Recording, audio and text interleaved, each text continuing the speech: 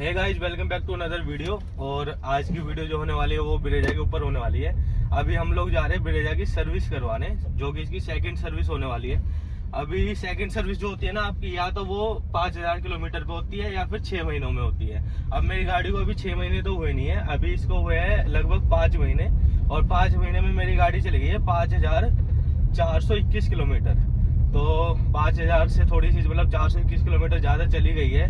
तो मतलब ऐसे 5000 पे करवा देनी चाहिए सर्विस, लेकिन मेरे को थोड़ा सा टाइम नहीं मिला था, इसलिए मेरी 421 किलोमीटर ज़्यादा चल गई। लेकिन अब मैं सर्विस करवाने जा रहा हूँ और बात मैंने वहाँ पे कर ली थी कि भाई मैं सर्विस करवाने आ रहा हूँ, थोड़ी सी फालतू चली गई है। तो आप ऐसे सर्विस करवा सकते हो, या तो 6 महीने में सर्विस करवा दो, या फिर जब आपकी 5000 चल जाए, जोन सा भी पहले हो जाए, उसमें आप अपनी सर्विस सेकंड सर्विस जाके करवा दो। तो आज की वीडियो में आपको वही बताऊंगा मैं कि सेकंड सर्विस में क्या क्या होता है, कितना आपका बिल आता है, क्या क्या चीज़ें चेक करते हैं वो लोग। और अगर मैं बताऊँ तो वहाँ पे देखो वीडियो बनाना अलाउड तो है नहीं, लेकिन फिर भी जितना मेरे से हो पाएगा उतनी मैं बनाऊंगा। क्योंकि पहले मैं जब वीडियो बना रहा था तो वहाँ पे अलाउड होता भी नहीं, और उन्होंने मेरे को मतलब मना भी कर दिया था कि भाई वीडियो मत बनाओ वहाँ पे किसी एक एग्जीक्यूटिव ने। तो मैं इस बार मतलब वीडियो नहीं बनाऊंगा, वहाँ पे मना है तो फिर क्यों ज़्यादा पंगे लेने वीडियो वगैरह बनाने के। तो बाकी सर्विसिंग करवाने जाते हैं और मैं आपको सब कुछ दिखाऊंगा। अभी मैं एक बार आपको गाड़ी की कंडीशन दिखा देता हूँ। गाड़ी आपको अंदर से तो बिल्कुल साफ ही दिख रही होगी, लेकिन बाहर से ना काफ़ी गंदी है।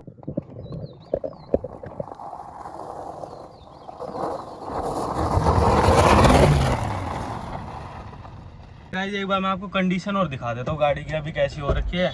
क्योंकि क्या है ना, गाड़ी वगैरह धुल के आएगी और सर्विस वगैरह आएगी सही से। तो एक बार मैं बता देता हूँ मेरे को काम क्या क्या करवाना है एग्जैक्टली। अभी भाई जैसे कि आप लोग कंडीशन देख रहे होंगे, गाड़ी बहुत ज़्यादा गंदी हो रही है। मैं गाड़ी धोई भी नहीं थी, आज क्या है ना वेडनेसडे है, तो मेरे को मंडे को सर्विसिंग करवानी थी, लेकिन मैं मंडे को भी नहीं करवा पाया, ट्यूसडे को भी नहीं करवा पाया। तो उस वजह से गाड़ी में धो भी नहीं पाया। क्योंकि क्या है ना, मेरे को ये था सर्विसिंग करवाऊंगा तो जब भी गाड़ी धुल जाएगी। तो अभी एक बार हालत देख लो, थोड़ी सी काफ़ी ज़्यादा गंदी हो रही है। तो वही मैं आपसे कहता कि वॉशिंग वगैरह मैं कैसे करवाऊँ वो भी आपको दिखाऊंगा, और एकदम साफ़ होकर गाड़ी आएगी सर्विसिंग से। तो एक बार मैं आपको बोनेट दिखाता हूँ। बोनेट की हालत है, क्योंकि बोनेट क्या है ना, मैं धुलवाता नहीं हूँ वॉशिंग सेंटर पे, मैं जब यहाँ पे आता हूँ कंपनी में जब भी साफ़ करवाता हूँ उसे। मैं आपको अगर बोनेट की हालत दिखाऊँ तो बोनेट में भी काफ़ी ज़्यादा मिट्टी वगैरह जम रही है। और जैसे आप ये देख रहे हैं यहाँ पे पूरे फैब्रिक पे भी काफ़ी ज़्यादा मिट्टी वगैरह लग रही है, एकदम हालत बहुत ही ज़्यादा ख़राब है बोनेट की। और मैं साफ़ क्यों नहीं करवाता हूँ बोनेट, क्योंकि क्या है ना, आप जब भी वॉशिंग सेंटर पे बोनेट साफ़ करवाओ ना, तो फिर उस पर पानी डायरेक्ट मत मरवाया करो।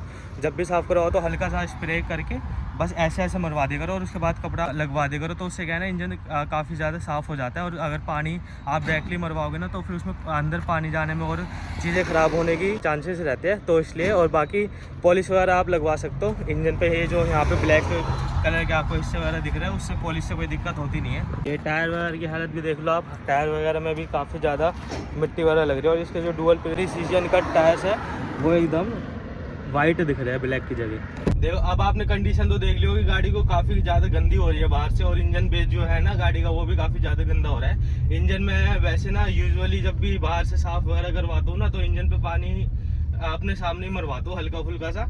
क्योंकि इंजन पे क्या है ना, आप जब भी इंजन साफ़ करवाओ तो फिर डायरेक्टली पानी मत मरवाओ उस पर बहुत ज़्यादा, वो फिर दिक्कत करता है। कहीं पे इंजन वगैरह में पानी चला जाता है, इसलिए। तो मैंने इसलिए ये काफ़ी ज़्यादा गंदा हो रहा है। और मैं ज़्यादातर ना कंपनी में से ही करवाता हूँ, क्योंकि कंपनी वालों को पता रहता है कि भाई इंजन को कैसे साफ़ करना है अच्छी तरह से, तो उसमें फिर कोई दिक्कत आती नहीं है। बाकी आपको बताऊँ तो पिछली वीडियो जो मैंने Q&A वाली ब्रेजा की बनाई थी, उसका वो पहला पार्ट था।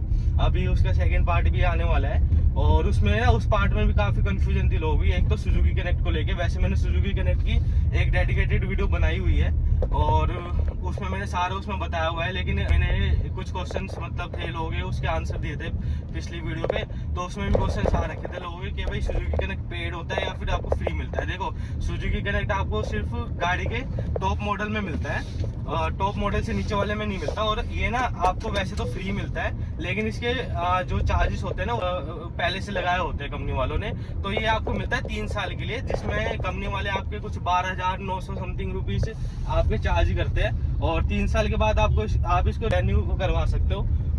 वो कैसे करवा सकते हो, आपको या तो 1 साल के लिए करवा सकते हो। 1 साल के लिए आपको कुछ हज़ार कुछ समथिंग रुपए देने होते हैं, तो आप 1 साल के लिए वो दोबारा चल जाता है। या फिर अगर आपको 3 साल के लिए चलाना चाहिए तो उसके लिए आपको 12,000 या फिर 13,000 रुपये समथिंग पे नहीं करने होते, उसके लिए आपको फिर बाद में 3,000 रुपये पे करने होते हैं। तो फिर आपको 3 साल के लिए दोबारा से चल जाता है, दोबारा से एक्टिव हो जाता है, अगर आपको 3 साल के लिए दोबारा से एक्टिव करवाना है तो। और उसके बाद 3 साल के बाद आप ऐसे ही इसको बार बार एक्टिव करवा सकते हो। तो सुजुकी नेक्स्ट की मेरे ख्याल से आपकी सारी कन्फ्यूजन अब दूर हो गई होगी, और मेरे को नहीं लगता कि अभी अब और कोई कन्फ्यूजन इसकी आएगी। मैंने वैसे सब कुछ बताई दिया, आप मेरी पिछली पुरानी वीडियोस देख सकते हो उससे रिलेटेड। बाकी एक कन्फ्यूजन और थी एवरेज को लेकर, मैंने आपको इसमें बताया था कि इसमें ना आपको एवरेज कम मिलती है, मतलब 11-12 की आपकी लोकल में देती है और 13-14 की आपकी इसमें ज़्यादा 15 की आपको हाईवे पे दे देती है गाड़ी। हाँ, अगर आप लॉन्ग रूट पे जाते हो तो आपको फिर 17-18 भी मिल जाते हैं, लेकिन आपको यूजुअली अगर आप सिटी ड्राइव करते हो ना और तो आपको ज़्यादा नहीं मिलती। अभी भी 12.1 की मेरे को इसमें दिखा रहा है, मैं सिटी में चला रहा हूँ नॉर्मल। तो एवरेज का क्या था ना, देखो इसमें आता है आपका 1500 सीसी का इंजन।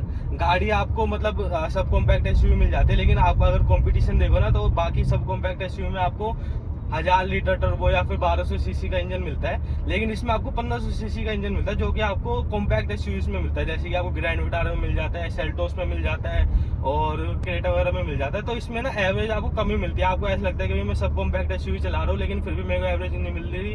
लेकिन आप इसका इंजन देखोगे ना अगर, तो 1500 सीसी का इंजन है, तो 1500 सीसी के इंजन के हिसाब से सही एवरेज ही दे देती है।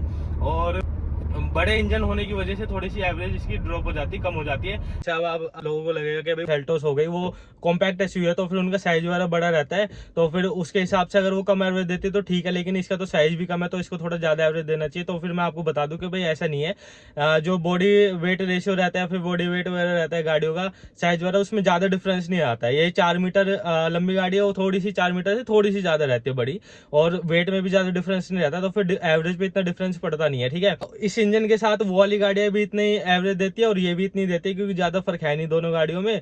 और अगर मैं आपको बताऊं कि कंपनी कितने की क्लेम करती है, कंपनी 20 की क्लेम करती है इसमें, और उसमें भी इतनी क्लेम करती है स्मार्ट हाइब्रिड में, या फिर नॉर्मल जो इंजन रहता है नेचुरल एस्पिरेंट, उसमें भी इतनी क्लेम करती है। तो फिर उसमें भी कमी देती है, इसमें भी कमी देती है। अगर 20 की क्लेम करती है तो ये नहीं है कि अभी कंपनी 20 की क्लेम कर रही है तो गाड़ी भी 20 की देगी, वो कमी देती है, एवरेज इतनी देती नहीं है ज्यादा। मारुति का 1500 सीसी का ये सबसे बड़ा इंजन है, तो फिर आप इससे ना ज्यादा एवरेज एक्सपेक्ट कर भी नहीं सकते। जैसे कि अगर जितना कम सीसी का इंजन रहता है ना, और जितना वो बॉडी के साथ कंपैटिबल रहता है, उतना ज्यादा वो एवरेज उतनी सही और उतनी अच्छी एवरेज देता है।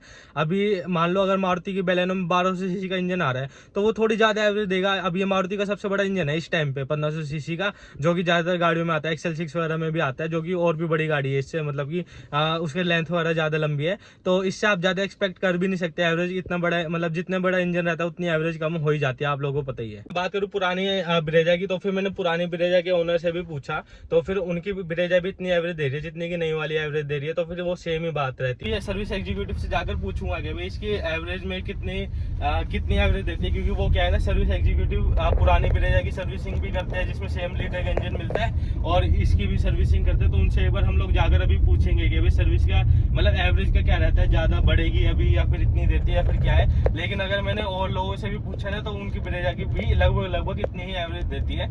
और अगर मैं एवरेज का सीन बताऊँ ना, देखो हम लोग जब भी गाड़ी लेते हैं या फिर गाड़ी चलाते हैं ना, तो फिर हम लोग अपने हिसाब से गाड़ी चलाते हैं कि भाई हम कहाँ पे गाड़ी चला रहे हैं, लोकल में चला रहे हैं या फिर हाईवे पे चला रहे हैं, इसलिए हमारी हाईवे पे थोड़ी सी ज़्यादा गाड़ी एवरेज दे देती है। अब लोकल में हम गाइड के कोई एवरेज के हिसाब से गाड़ी तो चलाएंगे नहीं कि भाई अगर आपकी गाड़ी 12 की अगर एवरेज दे रही है और आपको मतलब ये करना है कि भाई मेरे एवरेज ज़्यादा दे, 13 की दे या 14 की दे, तो फिर आप तो मतलब आगे देखोगे ही नहीं, आप गाड़ी चलाते रहोगे, ब्रेक वगैरह मारोगे नहीं, और फिर उससे तो फिर आगे वाली गाड़ी में या फिर आगे जो भी होगा उसमें आपकी गाड़ी ठुक जाएगी। तो फिर वही मैं आपको कह रहा हूँ कि आपको अपने एनवायरनमेंट के हिसाब से गाड़ी चलानी पड़ती है, इसलिए लोकल में आप ज़्यादा ब्रेकिंग मार करते हो, ज़्यादा एक्सीलेटर देते हो, इसलिए आपकी कम एवरेज देती है। और हाईवे पे आपकी एक्सीलेटर देते रहते हो या फिर क्रूज पे लगा देते हो, ब्रेकिंग तो होती नहीं है, तो फिर वो इसलिए आपकी ज़्यादा एवरेज दे देती है। तो फिर ये मैं आपको लोगों को बताना चाह रहा हूँ। तो अगर आप अपनी गाड़ी चलाते हो तो ये कम एवरेज ही देती है, नॉर्मल लोकल में और हाईवे पे मिक्स अगर मैं बताऊँ तो ये इतनी जितनी मैंने आपको बताया उतनी एवरेज देती है, उससे ज़्यादा नहीं देती। 11-12 की लोकल में और आपकी 14-15 की हाईवे पे दे देती है, उस हिसाब से जिस हिसाब से आप चलाते हो। तो फिर वो ड्राइवर पे भी बहुत डिपेंड होता है कि भाई कैसे ड्राइवर हो, कैसे गाड़ी चला रहा है। अगर आप सही से गाड़ी चलाओगे, 2000 आरपीएम पे आपकी अपनी गाड़ी चला रहे हो और 2.5 पे चला रहे हो मतलब, और स्पीड कांस्टेंट हो, ज़्यादा आरपीएम नहीं खींच रहे, ज़्यादा रेस नहीं दे रहे, तो फिर आपकी अच्छी गाड़ी एवरेज देती है। और मैं ऐसे ही चलाता हूँ, मैं कोई रफ ड्राइविंग वगैरह करता नहीं, और ऐसे चलाने में ही इतनी गाड़ी एवरेज देती है, और ऐसे ही ज़्यादातर लोग चलाते हैं। तो उनके हिसाब से मैं आपको टोटल बता रहा हूँ कि गाड़ी अगर आप अच्छे से चलाते हो, ठीक है, एवरेज देती हो। थोड़ी कम ही देती है, इतनी ज़्यादा एवरेज नहीं देती जितनी आपकी बाकी मारुति की गाड़ियाँ देती है, जैसे कि बलेनो हो गई या स्विफ्ट हो गई या फिर बाकी और भी छोटी गाड़ी हो गई वैगनर वगैरह। तो ये चीज़ मेरे को लगता है कि भी अब आपका पूरा क्लियर हो गया होगा डाउट इन दोनों चीज़ों को लेकर। बाकी Q&A का सेकंड पार्ट आने वाला है, उसमें भी काफ़ी क्वेश्चंस है जिसके मैंने आंसर करे हैं, तो उसके लिए वो वाला पार्ट आप जरूर देखना, उसमें आपके और भी कन्फ्यूजन वगैरह डाउट्स वगैरह क्लियर हो जाएंगे। इनके रिलेटेड नहीं है, मेरे को लगता है कि आपको ये वाले सारे डाउट्स क्लियर हो गए होंगे। बाकी जो और क्वेश्चन आ रखे हैं लोगों के उस वाले में आंसर करूँगा। तो अभी हम लोग चलते हैं सर्विस करवाने, और सर्विस करवाने के बाद मैं आपको दिखाता हूँ कि भाई गाड़ी को कैसे उन्होंने दिया है, किस कंडीशन में दिया है, और सर्विसिंग में क्या क्या चीज़ें चेंज करी है और क्या क्या करा है, सेकंड सर्विस में क्या क्या करा है और कितना बिल मेरा सेकंड सर्विस में आया है। तो चलिए फिर आपसे जब भी मिलते हैं। गाइस अभी हम लोग यहाँ पे पहुँच चुके हैं सर्विस सेंटर में, बाहर खड़ा हूँ और आपको एक बार मैं किलोमीटर दिखा देता हूँ कितनी चल गई है गाड़ी। तो 5421 किलोमीटर पे मेरी गाड़ी चल चुकी है। वैसे 5000 और 6 महीने की सर्विस होती है, तो 6 महीने हो गए गाड़ी को जब करवा लो, या फिर 5000 चली गई हो जब करवा लो। लेकिन मैं थोड़ा सा बिजी था और इसकी वजह से मैं अभी सर्विस करवा नहीं पाया था। मेरे को अभी 5 महीने हुए हैं गाड़ी को, तो 6 महीने हुए नहीं, तो वो वाली सर्विस तो हुई नहीं, लेकिन 5000 किलोमीटर वाली सर्विस अब मैं करवाने के लिए आया हूँ। तो 421 किलोमीटर थोड़ी सी एक्स्ट्रा चली गई है, लेकिन उससे इतना कोई दिक्कत वाली बात नहीं है। अब हम लोग सर्विस करवाने चलते हैं अंदर।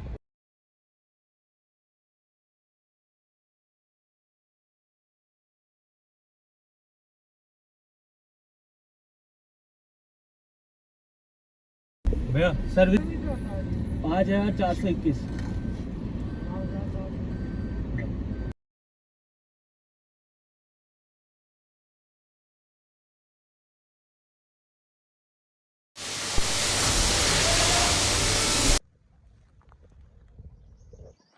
अच्छा गाइज अभी गाड़ी की सर्विसिंग हो गई है, और अगर मैं आपको बताऊँ ना तो मैंने ये 19 तारीख को सर्विस करवा दी थी, लेकिन आज 22 तारीख है, क्योंकि मैं उस दिन ना वीडियो नहीं बना पाया था कुछ रीजन के वजह से।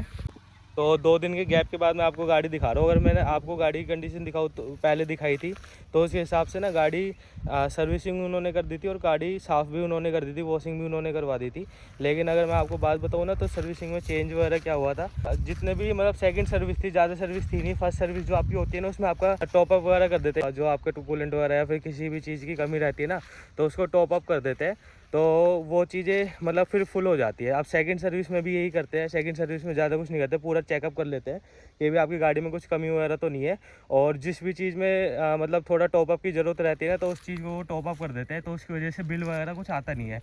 अगर मैं आपको बताऊँ तो बस इतना ही कुछ होता है, इंजन ऑयल वगैरह कुछ चेंज होता नहीं है, तो फिर आपका बिल वगैरह इतना आता नहीं। बाकी लेबर चार्जेस आपके उसमें लगते नहीं है, और वॉशिंग भी गाड़ी की हो जाती है। मैं वहाँ पे गया था तो सर्विसिंग पे थोड़ी भीड़ थी, तो पहले वॉशिंग पे गाड़ी लगवा दी थी उन्होंने।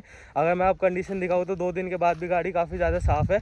मैंने कपड़ा वगैरह मार दिया था, बाकी पॉलिशिंग वगैरह सब कुछ मारते हैं वो टायर वगैरह पे भी। और अगर मैं आपको बोनेट दिखाऊँ, जैसे मैंने आपको बताया था बोनेट मैंने कंपनी से ही साफ़ करवाता हूँ, तो बोनेट की कंडीशन भी मैं आपको एक बार दिखा देता हूँ 2 दिन बाद बोनेट अभी कैसा हो रहा है। तो ऐसा कुछ बोनेट हो रहा है अभी, देखो साफ आपको दिख रहा होगा, थोड़ी बहुत मिट्टी दिख रही होगी क्योंकि 2 दिन हो गए हैं। बाकी बोनेट पे जैसे मैंने आपको बताया बस थोड़ा सा आप पानी मरवा के पूरे पे एक बार मत करवा के फिर इस पे पॉलिशिंग वगैरह कपड़ा मरवा के पॉलिशिंग करवा दो, तो वो पूरा आपका बोनेट चमक जाता है। और मैं सर्विसिंग के टाइम पे ही मतलब यहाँ से भी आपको देख रहे होगे साफ़ वगैरह कर दिया पूरा।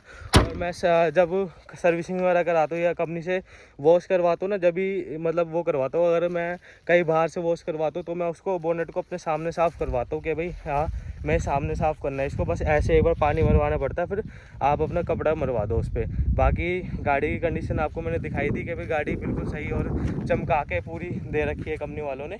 और मैं भी आपको एक बार बिल वगैरह और बता देता हूँ कि भाई कितना बिल इसमें आया सेकंड सर्विस में। देखो अगर मैं बिल दिखाऊँ तो ये कुछ बिल है। अब इसमें बिल आपको दिख रहा होगा सेकंड फ्री सर्विस, क्योंकि ये फ्री सर्विस होती है तो उसके 0 रुपीज़। बाकी बैलेंसिंग के, अलाइनमेंट के और समर चेकअप का, ठीक है। बैलेंसिंग और अलाइनमेंट क्योंकि सेकंड सर्विस थी, 5000 किलोमीटर गाड़ी चल गई थी, तो ये चीज़ करवानी जरूरी थी, तो मैंने उनसे बोल दिया था कि भाई बैलेंसिंग और अलाइनमेंट करवा देता।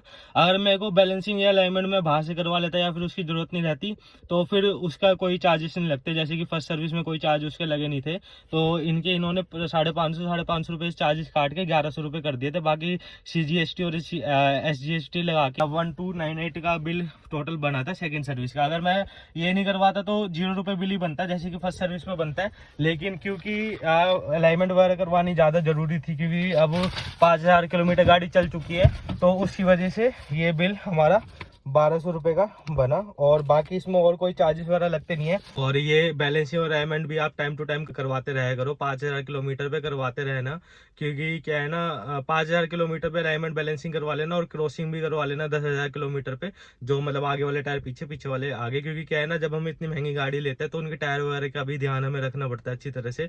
अब एक टायर काफ़ी महंगा आता है इसका भी, तो फिर अगर आप इसका ऐसे ध्यान रखोगे, time to time balancing alignment करवाते रहोगे, ध्यान रखोगे अपने टायर्स का और एयर प्रेशर ठीक रखोगे, तो फिर आपके टायर्स भी ज़्यादा चलते हैं, उनकी ज़्यादा लाइफ हो जाती है और काफ़ी मतलब अच्छी कंडीशन उनकी ज़्यादा लॉन्ग टाइम तक रहती है, लॉन्ग टाइम तक चलते हैं। और अगर मैं एयर प्रेशर बताऊँ ना, तो एयर प्रेशर आपका यहाँ पे इस वाले आपका जो ड्राइवर डोर है ना, इसके यहाँ पे दिया हुआ है, मैं आपको एक बार दिखा देता हूँ। उसमें जितना भी आपको दिया हुआ है ना, उसके हिसाब से आप एयर प्रेशर डलवाते रहना। नॉर्मल 33 रहता है, लेकिन अगर आपकी गाड़ी में 5 बंदे बैठते हैं और अगर सामान भी रहता है तो वो 38 रह जाता है आगे वाले टायर का, और पीछे वाले का 41। मैं आपको एक बार दिखा देता हूँ। ये आपका ड्राइवर साइड है और यहाँ पे आपका ड्राइवर साइड के यहाँ पे जो डोर रहता है, यहाँ पे आपको ये मिल जाता है। अब जैसे कि मैंने आपको बताया था कि नॉर्मल जो रहता है ना आपका, वो 33 और 33 रहता है। जैसे कि यहाँ पे आपको दिख रहा होगा 33। जब 4 बंदे आपके इसमें गाड़ी में बैठे, अगर आपका 4 बंदे बैठे और मतलब 5 बंदे बैठे, 4 + 1 और साथ में सामान भी है, तो फिर आपको वो हो जाता है 36 आगे वाले टायर पे। सॉरी मैंने 38 बोल दिया था, पर 36 हो जाता है और 41 पीछे वाले टायर्स में। तो ये आप ध्यान रखना। और ज़्यादातर सभी गाड़ियों का या तो यहाँ होता है या फिर कहीं और भी आपको मिल जाता है, तो वो आप ध्यान रखना। और अगर आपका एयर प्रेशर ठीक रहेगा तो उस हिसाब से आपके टायर भी ज़्यादा चलेंगे और ज़्यादा उनकी लाइफ बनी रहेगी। अब गाड़ी पे क्योंकि उन्होंने अच्छी तरह से साफ़ करके पॉलिश वगैरह भी मारी थी, तो मैं अब आपको 2-3 दिन हो गए हैं, तो यहाँ पे क्या है ना, अगर आप कपड़े में यहाँ पे आपको थोड़े से मिट्टी के स्टेन्स दिख रहे होंगे, ये पॉलिशिंग के है। अब ये पॉलिशिंग रहती है तो वो स्टिकी रहती है, तो उस पर मिट्टी ना ऐसे चिपक जाती है, आपको ये दिख रहे होंगे। तो ये क्या है, कपड़े वगैरह से भी साफ़ नहीं होता है, आपको ना कपड़ा वगैरह गीला कपड़ा अच्छे से मारना पड़ता है, उसके बाद ही ये साफ़ होता है। तो ये पॉलिशिंग वगैरह वो मार देते हैं। तो ये मैंने नॉर्मल कपड़ा मारा था सूखा, इसकी वजह से ये साफ़ नहीं हुए, पर ये अगर आप गीला कपड़ा मार के अच्छी तरह से साफ़ करोगे तो ये साफ़ हो जाएंगे। ऐसे ये साइड वगैरह पे मार देते हैं, ये यहाँ की क्लैडिंग जो है वाइट हो जाती है, फेड हो जाती है। लेकिन अगर आप इस पर टाइम टू टाइम पॉलिशिंग वगैरह मरवा के रखोगे तो ये साफ़ हो जाएगी। टायर मैंने आपको दिखाया था, टायर वगैरह सब कुछ बिल्कुल साफ़ हो गया। यहाँ पे भी पॉलिशिंग मारते हैं, साइड में भी मारता है, अभी ये निकल गई है तो इसलिए आपको ये वाइट टायर दिख रहा है, नहीं तो ये ब्लैक हो गए थे साइड से। अगर मैं आपको बैलेंसिंग और अलाइनमेंट का बताऊँ ना, तो वो भी उन्होंने अच्छी तरह से कर दिया, मेरे को फ़र्क भी नज़र आ रहा है अब। और ऐसे नहीं कि भाई बस उसके नाम पे बस नाम ले लिया हो कि भाई हम लोग ये करेंगे और फिर करी ना हो। मैंने अपने सामने करवाई थी, सारे टायर वगैरह खोल के उन्होंने अच्छे से अलाइनमेंट भी करी थी, बैलेंसिंग भी करी थी। और मेरे को भी लग रहा था गाड़ी में कि थोड़ी बहुत ना आउट हो रही है बैलेंस अलाइनमेंट इसकी, तो मैंने इसलिए भी बोल दिया था कि भाई हाँ ठीक है, इसको कर दो आप, यहीं से मैं करवा लेता हूँ, बाहर से भी करवानी पड़ती है वो फिर नहीं तो अब मेरे को फ़र्क महसूस हो रहा है। पहले जो थोड़ी बहुत आउट हो रही थी अब वो बिल्कुल ठीक है और पहले जैसी हो गई है। तो ये भी एक अच्छी चीज़ है कि भाई ये इन्होंने काफ़ी अच्छी तरह से और ध्यान से करके मेरे को दी है। अब मैं आपको ना थोड़ा सा सर्विस फेस टू फेस आपसे सर्विस एक्सपीरियंस शेयर कर देता हूँ अपना, कि भाई मेरा सर्विस एक्सपीरियंस कैसा रहा। जैसे कि सबसे पहले मैं वहाँ पर गया था वेडनेसडे को, जब मतलब वीकडेज में गया था मैं, आपको वीकेंड पे नहीं गया था, लेकिन वीकडेज पे भी काफ़ी भीड़ थी वहाँ पे। ठीक है, देखो अगर आप सर्विस करवाने पहले जाते हो ना, जैसे मान लो 9 बजे अगर आप चले जाते हो तो फिर आपका पहले नंबर आ जाता है गाड़ी का। अगर आप लेट जाते हो तो फिर गाड़ी लाइन में लग जाती है सर्विस बे पे और आपका नंबर लेट आता है। अब जैसे कि मैं वहाँ पे 11 बजे पहुंचा, तो फिर और भी गाड़ियाँ लगी हुई थी, अगर मैं पहले चला जाता तो फिर मेरी गाड़ी का नंबर पहले आ जाता। तो फिर अब जैसे मैंने अपना जॉब कार्ड बनवा लिया था, उसके बाद क्या हुआ, सर्विस जो लाइन थी उस पर भीड़ थी, तो फिर मेरे एग्जीक्यूटिव ने ना वॉशिंग वाली लाइन पे मेरी गाड़ी लगा दी थी। अब वॉशिंग वाली लाइन पे मेरी गाड़ी लगी कम से कम 12 बजे, तो फिर 12 बजे के बाद 1 बजे लंच हो जाता, तो फिर उसमें भी गाड़ी रुक गई थी, तो फिर वॉशिंग में ज़्यादा टाइम लगा, मेरे को 2-2.5 घंटे वॉशिंग में लग गए थे। उसके बाद वॉशिंग के बाद मेरी गाड़ी सर्विस पे लगी थी। वॉशिंग के बाद मेरा तो मतलब थोड़े से स्क्रैचेस थे, वो मैं अभी आपको दिखा दूंगा। उस पर रबिंग वगैरह करनी थी, उसने रबिंग वगैरह करी, लेकिन मेरे को इतना सेटिस्फेक्शन मिली नहीं उससे, वो मैं आपको अभी दिखा दूंगा कि भाई कैसे उसने रबिंग वगैरह करी। बाकी मैं डिटेलिंग वाले पे जाकर ये रबिंग वगैरह करवाऊंगा, स्क्रैचेस निकलवाऊंगा थोड़े बहुत। उसके बाद मेरी गाड़ी गई सर्विस पे। अब सर्विस पे जाने के बाद क्या है ना, नॉर्मल चेकअप होना था, तो फिर नॉर्मल चेकअप में ज़्यादा टाइम लगता नहीं था, मेरे को 30-40 मिनट लगे थे नॉर्मल चेकअप में। उन्होंने देख लिया था कूलेंट वगैरह या फिर किसी चीज़ के टॉपअप की जरूरत थी तो फिर टॉपअप कर दिया था, इंजन वगैरह तो चेंज होता नहीं है सेकंड सर्विस पे। उसके बाद बात आती है बैलेंसिंग और अलाइनमेंट पे। मेरी गाड़ी सर्विस हो गई थी, उसके बाद बैलेंसिंग हो गई थी, अलाइनमेंट हो गई थी, वॉशिंग पहले हो गई थी। मतलब ये है कि जो मैंने उनसे बोला था, मैंने जैसे हैंड ब्रेक का बोला था कि भाई हैंड ब्रेक थोड़ा सा मेरे को ढीला लग रहा है, इसको चेक कर लेना। उन्होंने चेक कर लिया तो उन्होंने बोला था कोई दिक्कत वाली बात नहीं है, ठीक है आपका हैंड ब्रेक।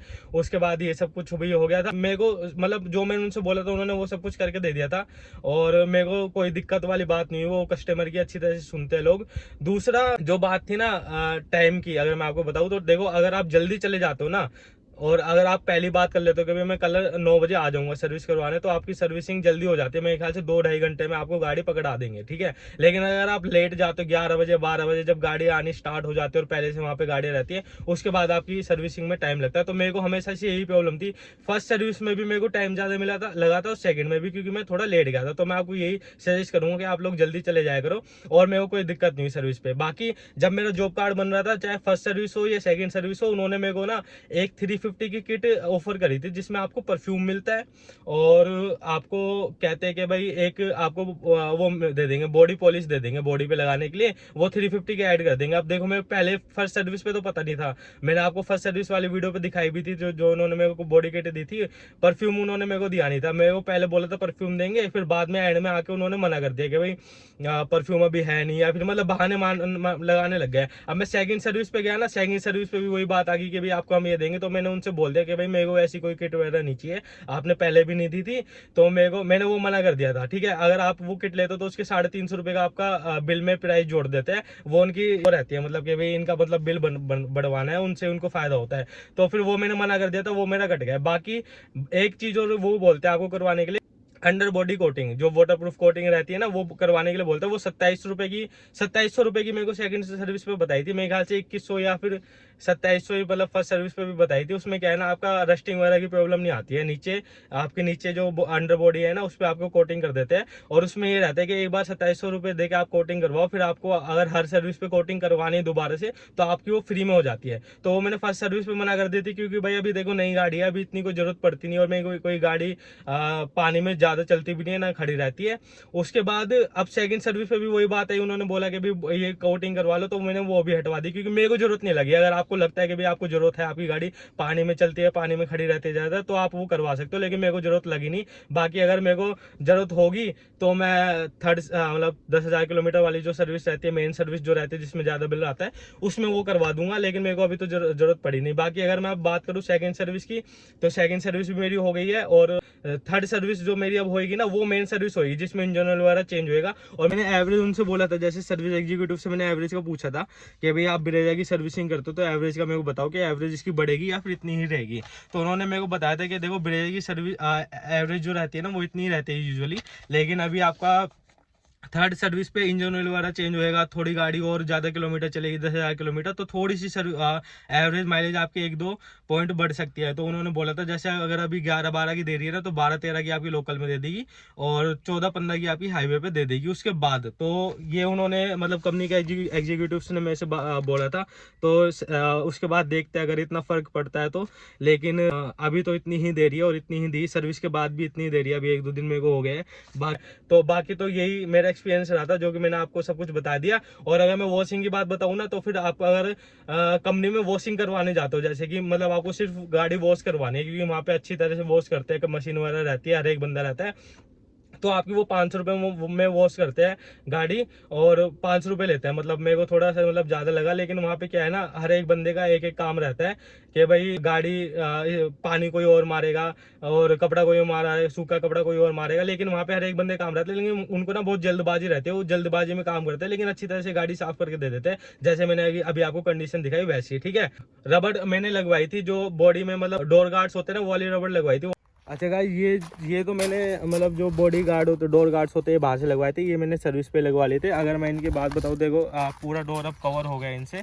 तो अगर मैं इनकी बात बताऊँ ना, तो ये लगा देते हैं सर्विस के टाइम पे। अगर नहीं लगा दे तो आप उनसे बोल सकते हो कि भाई ये लगा देना। मैंने 2 की बोली थी कि भाई 2 लगा देना आगे में, क्योंकि आगे थोड़ा सा डोर बच रहा है, वो नीचे लग गई थी मेरे बाहर वाली। लेकिन उन्होंने बोला कि 4 का सेट आता है, तो हम 4 ही लगा देंगे। लेकिन इसका कोई ना बिल में वो ऐड नहीं करा, इसका फ्री में ही लगे, कोई बिल में मतलब ऐड नहीं करा इसका प्राइस के भाई इतने की नहीं है, फ्री में लगाते हैं। अगर आपको लगवानी हो तो आप लगवा सकते हो। गाड़ी पे ना बोनेट पे थोड़ा सा स्क्रैच था, आपको यहाँ पे थोड़ा सा दिख रहा होगा लाइन, ठीक है, शायद से दिख रहा होगा आपको, ये लाइन दिख रही होगी। ये मैंने इनसे बोला था कि भाई ये स्क्रैच है, इसमें रबिंग हो जाएगी, तो फिर आप इसको रबिंग से हटा देना।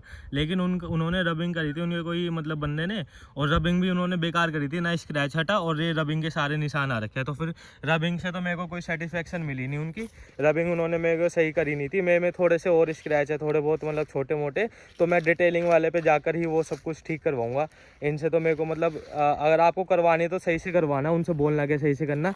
लेकिन मेरी सही से करी नहीं थी, तो फिर मैं तो बाहर से करवाऊँगा। तो बाकी उनके पास पूरी एक सर्विसिंग वगैरह के पास में रबिंग वगैरह की, रस्टिंग की और एक्सीडेंटल गाड़ियों के लिए पूरा एक मतलब हब बना रखा है उन्होंने, जहाँ पे वो सब कुछ काम वगैरह करते हैं।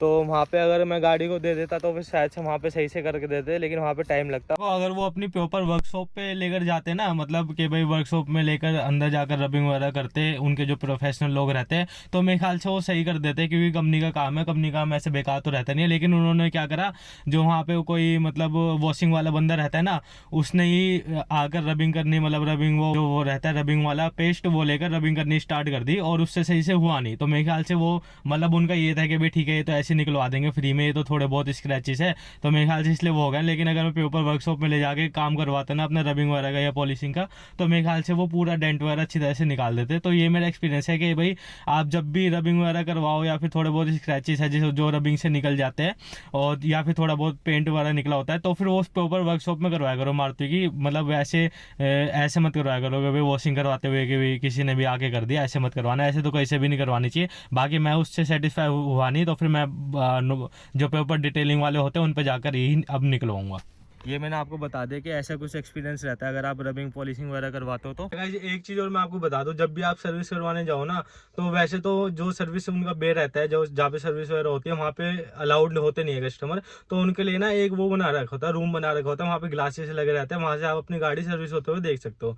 लेकिन मैं क्या करता हूँ ना, मैं बीच बीच में वहाँ पे जाके देखता रहता हूँ। मैं बोल देता हूँ मेरे को कुछ पूछना है सर्विस एग्जीक्यूटिव से या फिर कोई चीज़ बतानी है, तो फिर आप बीच में जाकर ना एक बार अपनी गाड़ी देख भी लिया करो।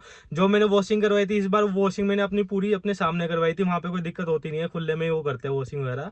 लेकिन जो सर्विस होती है ना, वहाँ पे अलाउड होते नहीं है कस्टमर। तो आप क्या करा करो ना, आप वहाँ पे आराम से एसी में बैठ जाया करो, कॉफी वगैरह चाय जो आपको चाहिए वहाँ पे मिल जाती है। लेकिन एक बार बीच बीच में जाते रहा करो सर्विस एग्जीक्यूटिव के पास। अगर आपको कोई गाड़ी में कोई दिक्कत है तो फिर वो भी उनको जाके बता दिया करो। वैसे तो वहाँ पे उनकी जॉब कार्ड पे लिखा रहता है, लेकिन आप जाके बता दिया करो और देख लिया करो कि भाई सर्विस सही से कर भी रहे या नहीं कर रहे, टॉप अप वगैरह कर रहे या नहीं कर रहे। अगर अलाइनमेंट वगैरह करवाई है आपने तो फिर वो टायर वगैरह खोल के कर भी रहे या फिर नहीं कर रहे, ठीक है। वैसे कंपनी में सर्विस सही करते हैं, कोई दिक्कत वाली बात होती नहीं। लेकिन मैं एक बार बीच बीच में चला जाता हूँ वहाँ पे, और जाके मैं देखता रहता हूँ गाड़ी को, भाई सही से कर रहे या फिर नहीं कर रहे। थोड़ी सी मेरी बातचीत भी है, तो फिर मैंने तो अपनी जो फर्स्ट सर्विस है वो तो पूरी अपने सामने करवाई थी। बेल्ट वगैरह चेंज हुई थी, जो रिकॉल में गाड़ी थी वो सब कुछ मैंने अपने सामने करवाया था। 5000 किलोमीटर पे मैंने सर्विस करवा दी थी। बाकी अभी गाड़ी को 6 मंथ हुए नहीं है, 6 महीने होने वाले हैं। जैसे 6 महीने होंगे तो फिर मैं आपको 6 मंथ का ओनरशिप रिव्यू या फिर रिव्यू भी दे दूंगा कि भाई क्या क्या गाड़ी में दिक्कत आई, क्या क्या दिक्कतें आपको फेस करनी पड़ सकती है और कैसी गाड़ी चल रही है 6 महीने के बाद, ठीक है। जो मैंने उनसे बोला वो उन्होंने करके दिया। हाँ, टाइम मैंने जैसे आपको फर्स्ट सर्विस में बताया था, टाइम हमेशा ज़्यादा वो लगाते हैं, हर चीज़ में ज़्यादा टाइम लगाते हैं। अगर आपको 2 घंटे बोलते तो 4 घंटे आराम से वो लगाते हैं। लेकिन बाकी आपकी बातें अच्छी तरह से सुनते हैं और अच्छी तरह से आपकी सर्विसिंग वगैरह करके आपको गाड़ी देते हैं। तो सर्विसिंग में मेरे को कोई प्रॉब्लम नहीं है, अच्छी सर्विस करके देते हैं। हाँ, अगर गंदी सर्विस, बेकार सर्विस करके दे रहे हो, हमारी बात ना सुन रहे हो और फिर टाइम भी लगा रहे हो, तो बात फिर गलत होती है। लेकिन वो टाइम ज़्यादा लगाते हैं लेकिन सर्विसिंग वगैरह अच्छी करके दे देते हैं, तो ये बहुत ही अच्छी बात है। बाद में वो आपसे फीडबैक भी लेते हैं। तो गाइस, ये थी आज की वीडियो। मैंने आपको इसमें सर्विस एक्सपीरियंस बताया अपना कि भाई मैंने अभी सर्विस करवा दी है गाड़ी की सेकंड सर्विस, क्या क्या एक्सपीरियंस मेरा रहा, और सारी चीज़ें मैंने आपको बता दी क्या चीज़ें आपको ध्यान रखनी चाहिए सर्विस करवाने से पहले, और सब कुछ मैंने आपको इसमें बता दिया। तो ये थी आज की वीडियो। अगर आपको वीडियो अच्छी लगे तो चैनल को सब्सक्राइब करके जाना, और अभी और भी अच्छी वीडियोज़ चैनल पर आने वाली है। तो thank you for watching this video. जब तक के लिए बाय।